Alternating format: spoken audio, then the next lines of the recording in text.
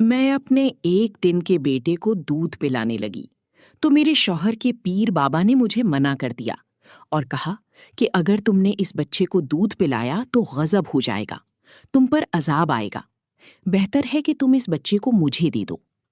میں اپنا بچہ اس پیر کو نہیں دینا چاہتی تھی، اس لیے گھر سے بھاگ گئی۔ جب اس بچے کو بھوک لگی تو میں نے دودھ اس بچے کو پلایا، مگر وہ میرا بچہ...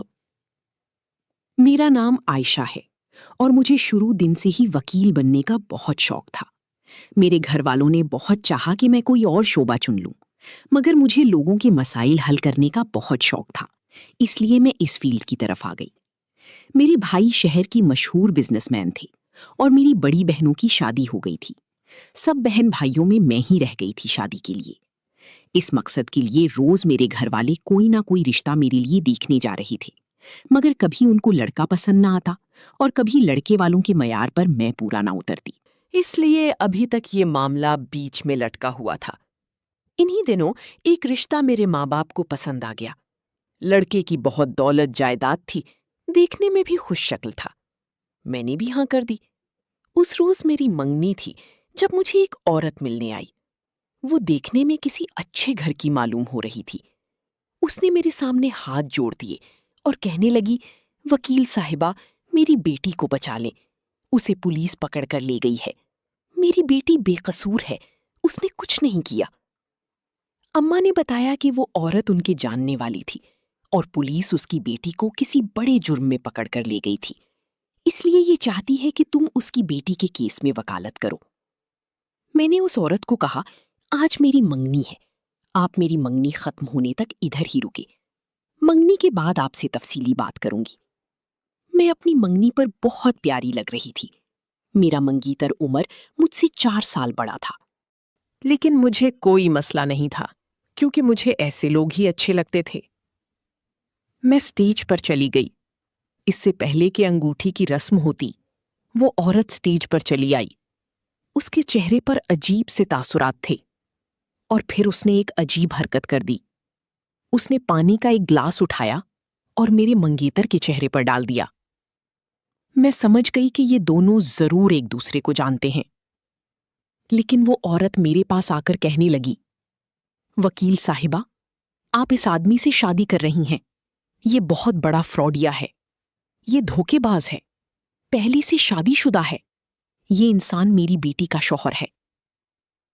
میرا منگیتر کہنے لگا، یہ عورت جھوٹ بول رہی ہے، میں اسے نہیں جانتا۔ میں الجھ کر رہ گئی، یہ کیا ہو رہا ہے؟ ایک طرف وہ عورت مجھے کہہ رہی تھی اس کی بیٹی جیل میں ہے اور دوسری طرف اس کا شوہر میرے ساتھ منگنی کر رہا ہے۔ میں نے اماں کو اشارہ کیا کہ اس عورت کو یہاں سے لے کر جائے، اور پھر میں نے چپ چاپ منگنی کر لی۔ پہلے تو شاید میں اس عورت کی بیٹی کے کیس میں دلچسپی نہ لیتی، مگر اب میرے منگیتر پر بات آ گئی تھی، اس کی ذات کو مشکوک بنا دیا گیا تھا، اس لیے تو ضروری ہو گیا تھا کہ میں خود اس سارے معاملے کی تہہ تک پہنچوں۔ اگلے دن میں تھانے پہنچی۔ اس عورت کی بیٹی کو دیکھ کر مجھے دھچکا لگا تھا۔ وہ ہرگز بھی شکل سے ایسی نہیں لگ رہی تھی جس نے بہت بڑا جرم کیا ہو۔ میں نے اس سے کہا، میں تمہاری وکیل ہوں، تو مجھے شروع سے اپنی کہانی بتاؤ، پھر میں تمہارے لیے کچھ کر سکوں گی۔ وہ بہت رونے لگی اور اپنی کہانی سنانے لگی۔ میرا نام رائمہ ہے اور میں 2 بھائیوں کی اکلوتی بہن ہوں۔ میرے بھائی مجھ پر جان دیتے تھے، میری بات کو اہمیت دیتے تھے۔ ماں باپ سے زیادہ لاڈ میرے بھائیوں نے اٹھائے تھے۔ جو دیکھتا یہی کہتا، رائمہ کی قسمت بہت اچھی ہے جو اتنے لاڈ کرنے والے بھائیوں کی بہن ہے۔ مگر وہ کہتے ہیں کہ بھائیوں کا پیار صرف شادی سے پہلے تک ہوتا ہے، اور میرے معاملے میں بھی یہی ہوا تھا۔ جب تک بھائیوں کی شادی نہیں ہوئی تھی سب کچھ ٹھیک تھا، مگر جیسی ہی بھابھی گھر آئی تو بھائیوں کے بھی مزاج بدلنے لگے۔ وہ آہستہ آہستہ مجھ سے دور جانے لگے۔ ہم بہن بھائیوں میں جتنی محبت تھی وہ ختم ہو گئی، اور میں اپنے ماں باپ کے ساتھ بس ایک کمرے کی ہو کر رہ گئی، اور پورے گھر پر بھابھی نے راج کرنا شروع کر دیا۔ مجھے اپنے پیار کرنے والے بھائیوں سے یہ امید نہیں تھی کہ وہ کبھی مجھ سے منہ پھیر لیں گے، مگر نہ جانے بھابھیوں نے انہیں کیا گھول کر پلا دیا تھا کہ اب تو میرے بھائی میری طرف دیکھنا گوارا بھی نہیں کرتے تھے۔ اور پھر امی اور بابا نے یہی سوچا کہ مجھے میرے گھر کا کر دیں۔ 1 سال کے اندر اندر میری شادی کر دی گئی۔ میری شادی غیر لوگوں میں ہوئی تھی، ہم انہیں نہیں جانتے تھے اور نہ وہ ہمیں جانتے تھے، بس رشتہ کروانے والے کے توسط سے یہ رشتہ ہوا تھا۔ خاندان میں تو جوڑ کا کوئی لڑکا ہی نہیں تھا، اس لیے مجبوری میں باہر رشتہ ہی کرنا پڑا۔ ان لوگوں کی عادت وغیرہ کا ہمیں کچھ نہیں پتا تھا اور نہ ہی یہ علم تھا کہ ان کے گھر کا ماحول کیسا ہے۔ میں ایک پڑھی لکھی فیملی سے تعلق رکھتی تھی۔ میرا بس ایک ہی خواب تھا کہ میرے سسرال والے بھی پڑھے لکھے ہوں۔ میری ساس اور نند شادی سے پہلے کئی بار ہمارے گھر آئے تھے اور میرے بابا اور ماما بھی ان کے لڑکے کی اچھے سے تسلی کر چکے تھے، اس لیے میری شادی یہاں کر دی۔ سسرال کے نام پر صرف ایک نند اور ایک ساس تھی، اس لیے میرا خیال تھا کہ میرا اچھا وقت گزرے گا۔ نند سے تو اچھی خاصی دوستی ہو گئی، منگنی کے بعد بہت جلد شادی ہو گئی اور میں رخصت ہو کر سسرال میں آ گئی۔ میرا شوہر شوکت دل کا بہت اچھا تھا، نامدار ساس بھی تعاون کرنے والی تھی، اس لیے زندگی اچھی گزرنے لگی۔ میری پرسکون زندگی میں ہلچل تب مچی جب 2 سال گزرنے کے بعد بھی میرے گھر اولاد پیدا نہیں ہوئی۔ ساس کا رویہ مجھ سے بدلنے لگا۔ وہ مجھ سے کچھ نہیں کہتی تھیں، مگر میں جانتی تھی کہ وہ پوتے کی آس دل میں لگائے بیٹھی ہیں۔ 1 سال اور گزر گیا، میری نند کی بھی شادی ہو گئی۔ اب میں اور ساس ہی گھر میں ہوتے تھے، اس لیے تنہائی کاٹنے لگی تھی اور ساس روز دم کروانے پیر کے پاس جانے کا مشورہ دیتی تھیں، مگر مجھے ایسی باتوں پر اعتبار نہیں تھا اور میں ان کی باتوں کے جواب میں چپ ہی رہتی تھی۔ پھر نند کی ہاں بھی اولاد ہو گئی۔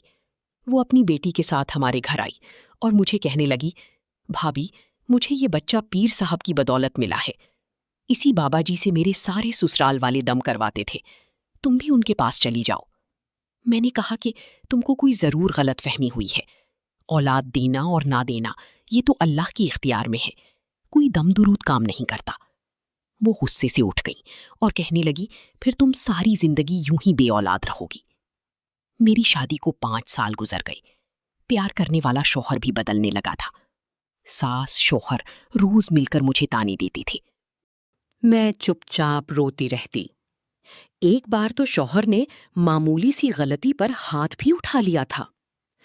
مجھے اب سمجھ آ رہی تھی کہ وہ کیا چاہتا ہے، اور ایک دن اس نے کہہ دیا، میرے ساتھ اس بابے کے پاس چلو ورنہ میں تمہیں طلاق دے دوں گا۔ طلاق کا سن کر میں ڈر گئی تھی۔ میں نے کہا کہ اچھا ٹھیک ہے، میں چلتی ہوں۔ میں اپنے شوہر کے ساتھ اسی بابے کے پاس آ گئی۔ اس بابے کو پہلی نظر میں دیکھتے ہی میرا دماغ چکرا گیا تھا۔ وہ انتہائی غلیظ شخص تھا۔ اس کا ٹھکانہ ایک ویران سا دربار تھا جس کے باہر ایک نالا بہتا تھا۔ وہ بابا اسی نالے کے پاس بیٹھ کر بانجھ عورتوں کا علاج کر رہا تھا۔ ابھی ابھی میرا دل چاہ رہا تھا میں بھاگ جاؤں۔ بابا عورتوں کی پنڈلیوں پر 7 بار ہاتھ پھیرتا تھا اور وہ عورتیں خوشی سے یہ کام کروا رہی تھیں۔ ایک عورت کہنے لگی، بابا کے ہاتھ میں بڑی برکت ہے، جس عورت کی پنڈلی پر ہاتھ پھیر دے وہ حاملہ ہو جاتی ہے۔ مجھے اس بابی پر یقین نہیں تھا۔ یہ کیسے ہو سکتا ہے؟ مجھے یہ بھی منظور نہیں تھا کہ کوئی غیر مرد مجھے چھوئے۔ میں اپنی باری آنے سے پہلے وہاں سے گھر بھاگ آئی۔ میرا شوہر میرے پیچھے گھر آ گیا۔ اس نے مجھے بہت مارا اور اگلے دن پھر مار پیٹ کر وہاں لے گیا۔ میں نے شوہر کو بہت کہا، یہ بابا ڈھونگی ہے، مجھے مت لے کر جاؤ، مگر وہ نہ مانا۔ اس بابے کے بال کندھوں تک آتے تھے اور ایسا لگتا تھا جیسے وہ کئی دنوں سے نہایا نہ ہو۔ مجھے وہ نشے میں لگ رہا تھا کیونکہ اس کے پاس غلاظت کے ڈھیر پڑے ہوئے تھے، اسے کوئی فرق نہیں پڑ رہا تھا۔ میری باری آئی تو میں نے نفرت سے آنکھیں بند کر لیں۔ بابی نے میری پنڈلیوں پر 7 بار ہاتھ پھیرا اور میرا شوہر سکون سے کھڑا رہا۔ پھر وہ مجھے خوشی خوشی گھر لے آیا۔ مجھے امید نہیں تھی اس طریقے سے میرے ہاں اولاد پیدا ہو سکتی ہے۔ میں نے بے شمار ٹیسٹ بھی کروائے تھے۔ میرا شوہر بالکل ٹھیک تھے، صرف اوپر والی کے ہاں دیر ہو رہی تھی، اس لیے مجھے اس ڈھونگی بابے پر ذرا بھی اعتبار نہیں آیا تھا۔ میری ساس خوش تھیں کہ اب دیکھنا تم کتنی جلدی حاملہ ہوتی ہو، اور ساس کی بات سچ ثابت ہوئی۔ واقعی کچھ عرصے میں حاملہ ہو گئی۔ میرے لیے یہ خبر بہت حیران کن تھی، کیونکہ اب میں اتنی مایوس ہو گئی تھی کہ لگتا ہی نہیں تھا کہ میں کبھی ماں بن پاؤں گی۔ میرے شوہر اور ساس کے پیر تو زمین پر نہیں ٹک رہے تھے۔ انہوں نے مجھے ہتھیلی کا چھلا بنا لیا اور میری خوب آؤ بھگت کرنے لگے۔ شوہر کا رویہ تو ایسا بدلا کہ میں حیران ہو گئی۔ 4 ماہ ہوئے تھے تو میرے شوہر نے ایک عجیب بات کرنی شروع کر دی جس نے میری جان نکال دی۔ کہنے لگا، ہمارا بچہ اس بابے کی دعا سے ہوا ہے، اور بابا جی نے کہا ہے کہ جب بچہ پیدا ہوگا تو اس بچے کو تم دودھ نہیں پلاؤ گی اور یہ بچہ مجھے دو گی۔ اگر تم نے میری بات نہ مانی تو بہت نقصان اٹھاؤ گی، اس لیے ہم اپنا بچہ بابا کو دیں گے۔ یہ سن کر میں تو جیسے پاگل ہونے والی ہو گئی۔ وہ کیا کہہ رہا تھا؟ میں نے کہا، ہوش میں تو ہو؟ شوہر کہنے لگا، ہاں بالکل ہوش میں ہوں۔ میں نے سنا ہے جو اپنا پہلا بچہ بابے کو دیتا ہے اس کی اگلی اولاد بہت برکت والی ہوتی ہے اور گھر میں دولت کی ریل پیل ہو جاتی ہے، ہم امیر ہو جائیں گے۔ میں نے اپنے شوہر کو سمجھانے کی بہت کوشش کی، مگر وہ ایک ہی رٹ لگائے ہوئے تھا، یہ بچہ بابے کو دیں گے۔ کچھ دنوں بعد نہ جانے کہاں سے وہ ڈھیر ساری پیسے گھر لے آیا۔ کہنے لگا، یہ ساری پیسے بابا نے دیے ہیں، بچہ جب اسے دیں گے تو وہ اور بھی پیسے دے گا۔ میرا شوہر اس قدر لالچی ہو سکتا تھا، میں نے کبھی سوچا بھی نہیں تھا۔ اس بابی کے پاس جانے سے پہلے سب ٹھیک تھا۔ جب سے اس بابی کے پاس سے ہو کر آئی تھی، گھر کا ماحول عجیب سا ہو گیا تھا۔ اماں نے کہا تم ہماری گھر آ جاؤ، مگر وہاں بھابیاں تھیں، اس لیے وہاں نہیں جانا چاہتی تھی۔ میری ڈیلیوری میں 1 مہینہ رہ گیا تھا اور میں ہرگز بھی اپنا بچہ اس بابی کو نہیں دی سکتی تھی۔ اس لیے میں نے گھر سے بھاگنے کا فیصلہ کر لیا۔ ایک رات چوری چوری میں گھر سے نکلی اور ایک ہاسٹل میں چلی آئی۔ مجھے لگتا تھا اب سب ٹھیک ہو گیا، مگر میرا بچہ پیدا ہوا تو اسے دیکھ کر میری چیخ نکل گئی۔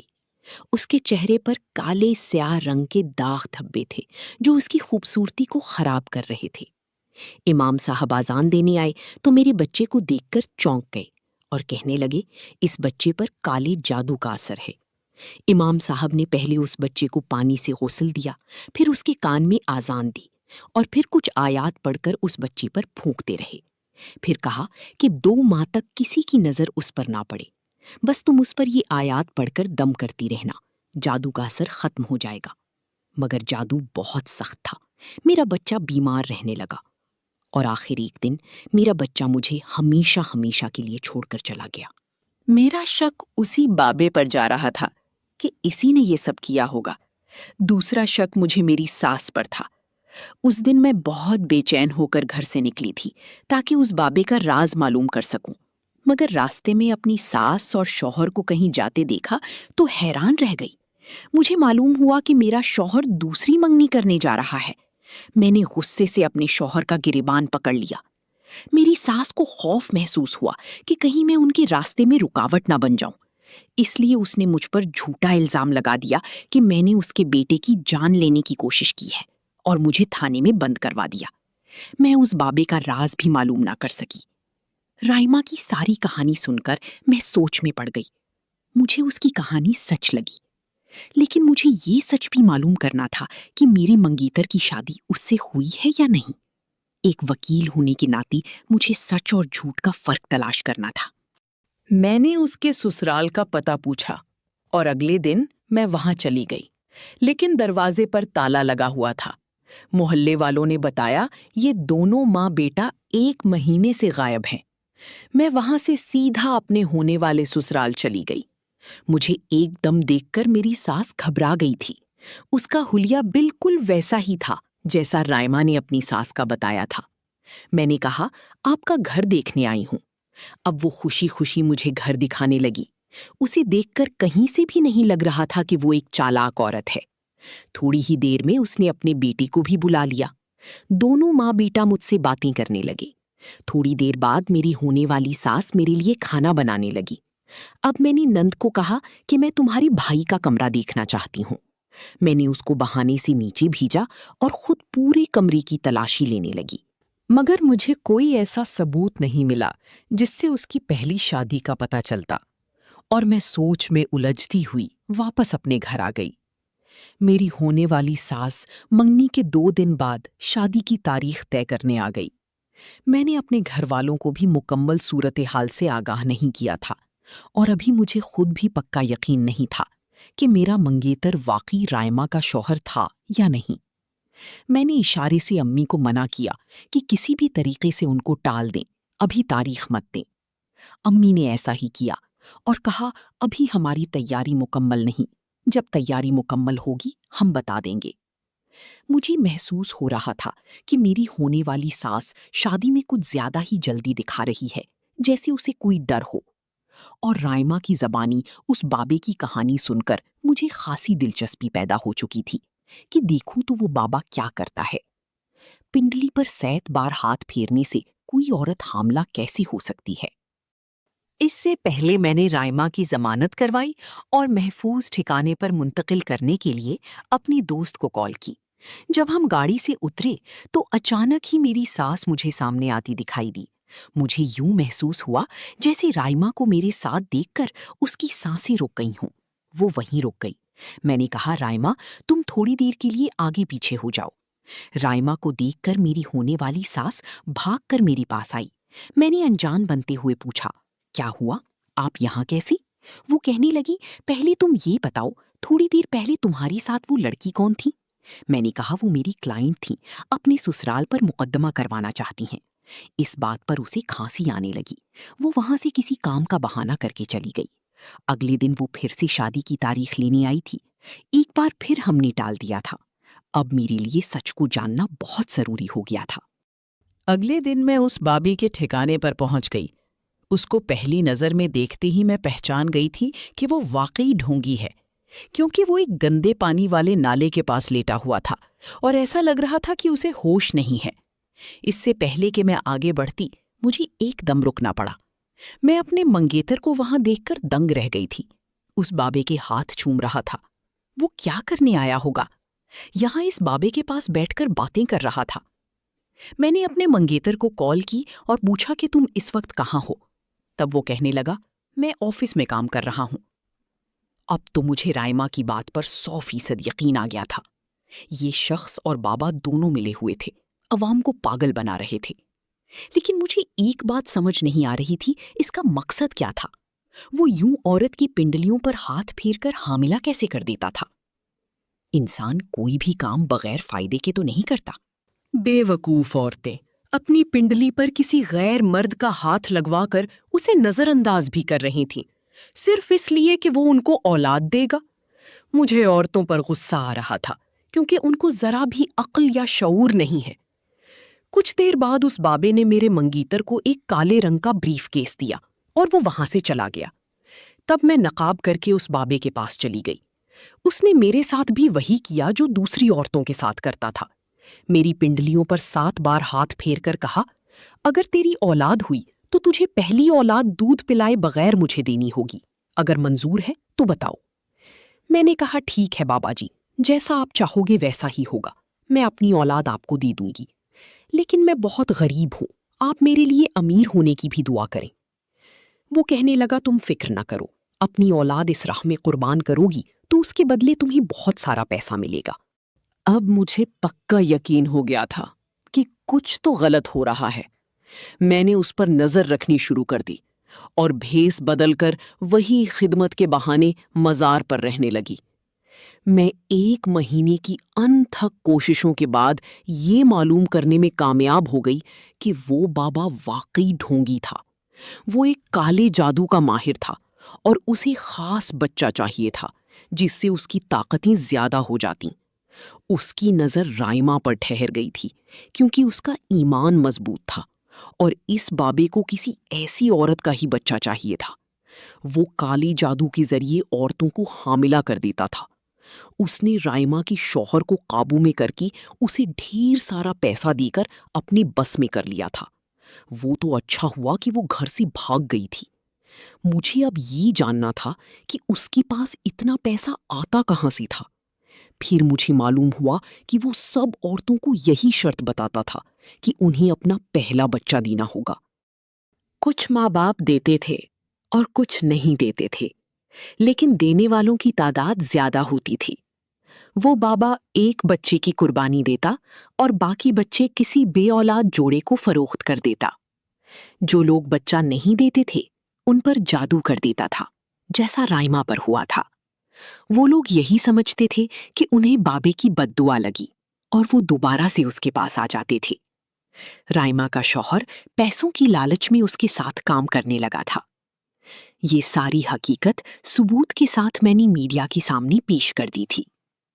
اب دوسری ہی دن اس بابے کے ٹھکانے پر چھاپا مار کر اسے گرفتار کر لیا گیا تھا، اور مجھے ہر طرف سے شاباش مل رہی تھی کہ اس ڈھونگی بابے کی اصلیت میں سامنے لے کر آئی تھی۔ مگر اصل میں تو رائما تعریف کی حقدار تھی، جس کی وجہ سے میں اس معاملے کی تہہ تک پہنچی تھی۔ رائما کی شوہر کو بھی پولیس نے پکڑ لیا تھا، اور اسے یقین ہی نہیں ہو رہا تھا اس سب کے پیچھے میں تھی۔